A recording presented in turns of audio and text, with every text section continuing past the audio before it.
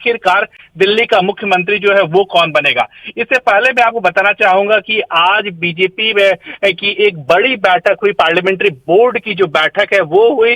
BJP में प्रधानमंत्री आवास पर यह बैठक हुई और इसमें जो है वो आखिरी मंथन जो है वो किया गया और इस मंथन के बाद जो है वो पर्यवेक्षकों की नियुक्ति की गई। रविशंकर प्रसाद जो है बीजेपी के वरिष्ठ नेता है, पूर्व केंद्रीय मंत्री हैं, उन्हें पर्यवेक्षक बनाया गया है। साथ ही साथ हरियाणा में के कद्दावर नेता आते हैं ओपी धनखड़, उन्हें पर्यवेक्षक बनाया गया और दोनों ही जो है वो बीजेपी कार्यालय जो है वो पहुंच गए हैं। विधायक भी जो है वो यहाँ पर पहुंच गए हैं और अब से थोड़ी देर बाद बैठक जो है वो शुरू होगी और उस बैठक में मंथन किया जाएगा और आखिरी नामों की जो घोषणा है वो पर्यवेक्षक के तौर पर हो सकता है रविशंकर प्रसाद कर दे या फिर जिस तरह से ओपी धनखड़ है वो उनके नामों की घोषणा जो है वो कर सकते हैं।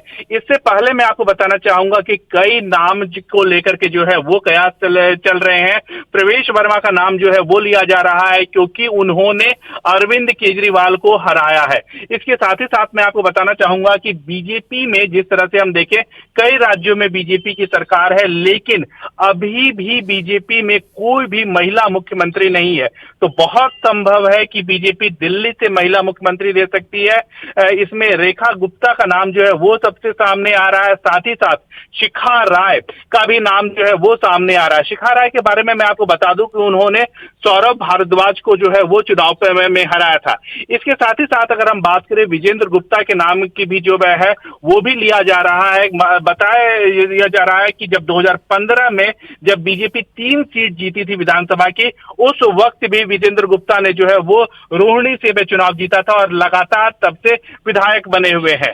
दिल्ली बीजेपी के वे अध्यक्ष भी रहे हैं, पार्षद भी रह चुके हैं। इसके साथ ही साथ सतीश उपाध्याय का भी नाम जो है वो सामने आ रहा है। सतीश उपाध्याय के बारे में अगर हम बात करें तो सतीश उपाध्याय जो है वो बीजेपी के कद्दावर नेता रहे हैं, वो पार्षद रह चुके हैं, साथ ही साथ दिल्ली बीजेपी के अध्यक्ष रहे हुए हैं। साथ ही साथ इससे पहले एनडीएमसी के वाइस चेयरमैन जो है वो सतीश उपाध्याय थे, उनका नाम भी जो है वो सामने आ रहा है। इसके साथ ही साथ अगर हम बात करें किसी दलित को भी जो है वो बीजेपी आगे बढ़ा सकती है, दलित चेहरे को भी जो है वो बीजेपी आगे बढ़ा सकती है, जिसमें में अगर हम बात करें क्योंकि जिस तरह से विपक्ष जो है वो बीजेपी को संविधान के मुद्दे पर या फिर दलितों के मुद्दे पर जिस तरह से घेरने की कोशिश करती है, तो इसके जवाब में जो बीजेपी जो है वो किसी दलित चेहरे का जो नाम जो है वो आगे कर सकती है।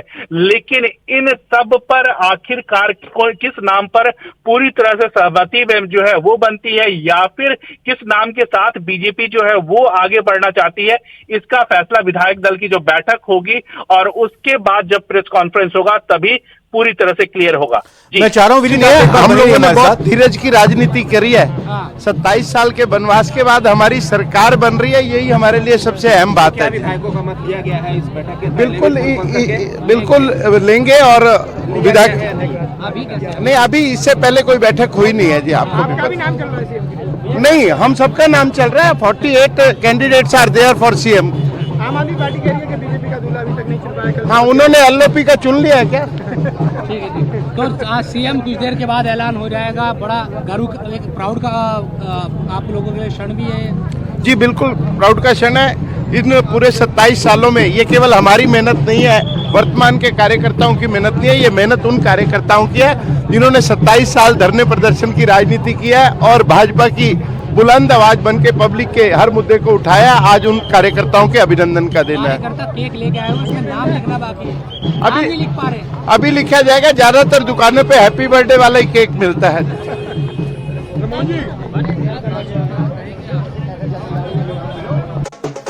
तो विनीत भी हमारे सहयोगी लगातार बने हुए हमारे साथ। विनीत, कई नामों को लेकर चर्चा, कई नामों को लेकर कयास और अटकल, ज्यादा इंतजार तो है नहीं। एक और बयान आ रहा है, जरा उसको भी सुनते हैं। प्रधानमंत्री नरेंद्र मोदी जी के विजन से दिल्ली की जनता के सपने को साकार करने के काम करेंगे। आप विश्वास रखिए कि भारतीय जनता पार्टी का जो चेहरा होगा वो दिल्ली का ऐसा चेहरा होगा जो दिल्ली याद करेगी। नरेंद्र मोदी जिंदाबाद। वर्ल्ड के अंदर जो है पहली जो है वो राजधानी होगी जिसके अंदर जो परेशानियां 27 साल में हुए हैं, जमुना की हालत खराब होगी, लोग गंदा पानी पी रहे थे, आज वो पानी भी जो है सही हो जाएगा। दिल्ली सरकार जीतते भारतीय जनता पार्टी आपका कार्य शुरू हो गया है और जमुना की सफाई की जाएगी और वहाँ दिल्ली आरती की जाएगी जमुना के बीच में। और जितनी भी सड़कें जो टूटी फूटी पड़ी हुई हैं, विकास का कार्य बड़ी तेजी से शुरू करा जाएगा, जिससे कि जो है। और आज अभी थोड़ी देर में आपको मैं बताने वाला हूं कि दिल्ली का मुख्यमंत्री जो है वो कौन होगा, इसलिए जो है थोड़ी देर इंतजार करने की जरूरत है। और दिल्ली के अंदर जब से भारतीय जनता पार्टी की जीत हुई है तभी से जो है विकास के कार्य शुरू हो गए हैं। इसलिए जो है आपने जो है थोड़ी सी देर इंतजार करनी है। मुख्यमंत्री अभी मीटिंग होने वाली आधे घंटे में शुरू हो रही है, उसे तुरंत आपको डिक्लेयर कर दिया जाएगा। और जो 27 साल से पूरी दिल्ली इंतजार जिस चीज की कर रही थी वो घड़ी आ चुकी है। और मेरे ख्याल से रिपोर्टर भी इस चीज की इंतजार कर रहे हैं कि कौन जो है। Thank you.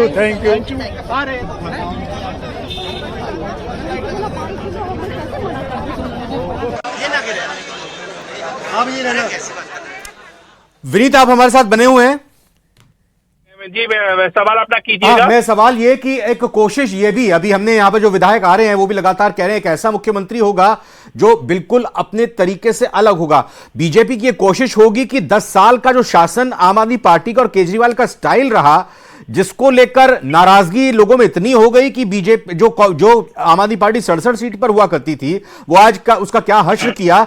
तो पूरी तरह से आम आदमी पार्टी और अरविंद केजरीवाल से इतर काम करके डिलीवर करके दिखाएंगे, इस तरह का वो चेहरा होगा सबको साथ लेकर चल सके।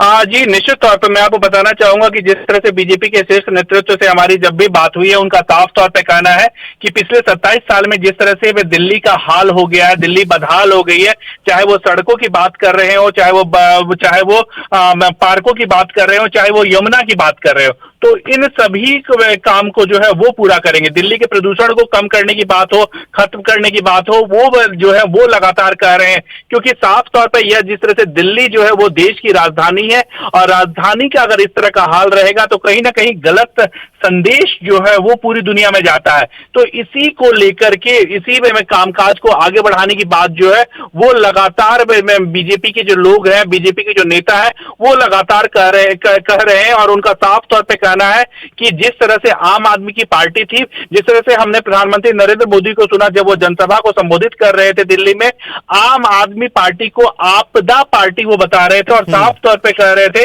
कि आपदा से मुक्ति जो है वो दिलवाएंगे। तो इसके साथ ही साथ मैं आपको बताना चाहूंगा कि जिस तरह से प्रधानमंत्री नरेंद्र मोदी ने साफ तौर पे कहा था कि महिलाओं को 2500 रुपए जो है वो प्रति महीने जो है वो दी जाएंगी, तो इसका भी वादा उन्होंने किया था। यमुना की सफाई का वादा किया था। साथ ही साथ जिस तरह से गुजरात में रिवर फ्रंट बना है, उसी तरह का रिवर फ्रंट जो है वो यमुना में बनाने की बात जो है वो उन्होंने की थी। और साफ तौर पर बीजेपी का साफ तौर पर कहना है कि रिवर फ्रंट बनाएंगे, यमुना की सफाई करेंगे और कहीं ना कहीं वहां पर यमुना जी की आरती जो है वो भी शुरू की जाएगी। जिस तरह से हम देखते हैं हरिद्वार की बात करें, चाहे बनारस की बात करें, वहां पर जिस तरह से गंगा आरती की जाती है, उसी तर्ज पर यहां पर भी यमुना में माता की आरती जो है वो की जाएगी।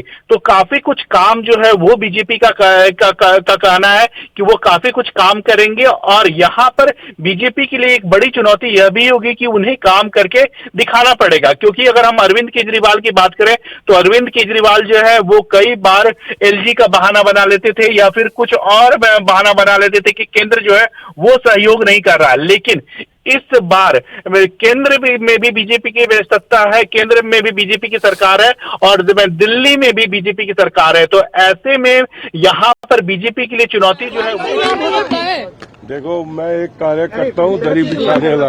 मैं तो टिकट के लिए भी जो मोदी जी ने हमको काबिल समझा, चुनाव लड़ा दिया, एक कार्यकर्ता को दरी बिछाने वाले को और इससे बड़ी खुशी क्या है। और काबिल समझा उन्होंने। कम से कम मंत्री, क्योंकि उप मुख्यमंत्री को आपने हराया, तो हो सकता है कि मंत्री तो कम से कम बने। देखो, कार्यकर्ता का है दरी बिछाना, जो ड्यूटी लगा देगी पार्टी वो उस पर सिर बदले, जो जिसको बुला देंगे हम। आज का क्षण था तो महत्वपूर्ण आप लोगों के लिए, 27 साल के बाद आपको मुख्यमंत्री हाई कमान के ऊपर छोड़ दिया है बस।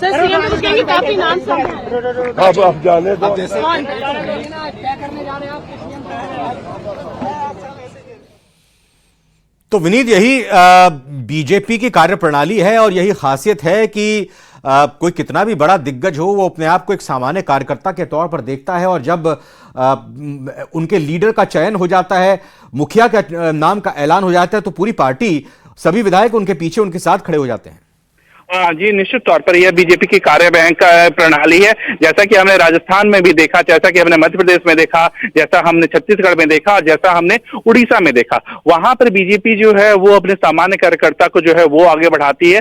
और इसी तरह जो है यहाँ पर भी हम देख सकते हैं, यहाँ पर भी हम देख सकते हैं क्योंकि जब हम बात करते हैं बीजेपी के कई नेताओं से, जब मैंने बात की, उनका साफ तौर पर कहना है कि यहाँ पर कार्यकर्ता बेस्ड पार्टी है, काडर बेस्ड पार्टी है, और यहाँ पर कार्यकर्ता ही मंत्री हो, मुख्यमंत्री हो या फिर प्रधानमंत्री हो, वही वो बनते हैं, वो है। इसके साथ ही साथ अगर हम बात करें, बीजेपी यह भी दावा करती है कि जो उनकी यहाँ संगठन का जब चुनाव होता है, वहां पर भी कोई भी व्यक्ति जो है वो राष्ट्रीय अध्यक्ष भी बन सकता है। तो निश्चित तौर पर इसी कड़ी में बीजेपी जो है वो काम करती है, इसी तरीके से बीजेपी काम करती है, और जिस तरह से बीजेपी अपनी ओर से सरप्राइज एलिमेंट्स जो है वो लाती है।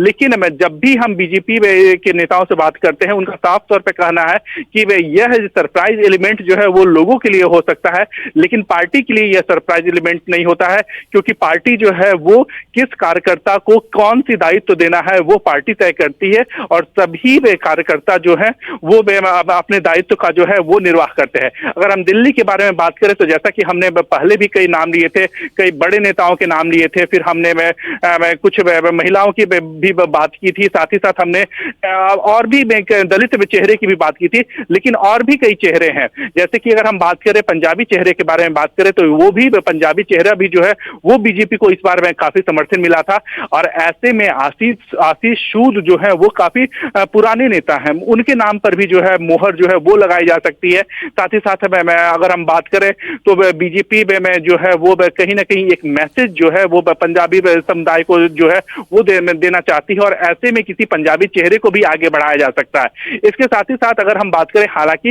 इसकी संभावना कम है कि किसी पूर्वांचल के व्यक्ति को जो है वो यहाँ पर मुख्यमंत्री बनाया जाए, क्योंकि अगर हम बात करें तो वोटरों के तौर पर अगर हम बात करें तो उनकी संख्या जो है वो काफी अधिक है। लेकिन अगर हम पूर्वांचल के प्रतिनिधित्व के तौर पर बात करें, तो जब दिल्ली की जीत के बाद प्रधानमंत्री नरेंद्र मोदी आए थे, और उस वक्त उन्होंने दावा किया था कि यहाँ पर अगर पूर्वांचल के प्रतिनिधित्व की बात में की जाए तो वो खुद पूर्वांचल से आते हैं, वाराणसी से उन्होंने चुनाव लड़ा था। तो इसकी संभावना कम है कि पूर्वांचल का कोई व्यक्ति जो है वो दिल्ली का मुख्यमंत्री बने। और इस बात की कितनी संभावना, विनीत, आप लगातार चर्चा कर रहे हैं, फील्ड में आप मौजूद हैं, कि एक मुख्यमंत्री, उनके साथ फिर दो उप मुख्यमंत्री होंगे कि नहीं होंगे, या एक ही उप मुख्यमंत्री होंगे, या फिर सिर्फ मुख्यमंत्री ही होंगे?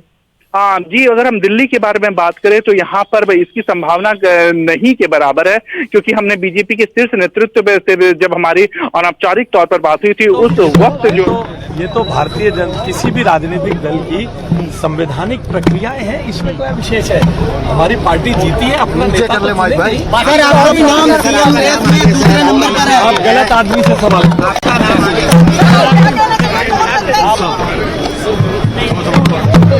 तो ये बीजेपी के जो विधायक हैं उनके आगमन का सिलसिला लगातार जारी है इस बैठक में शिरकत करने के लिए।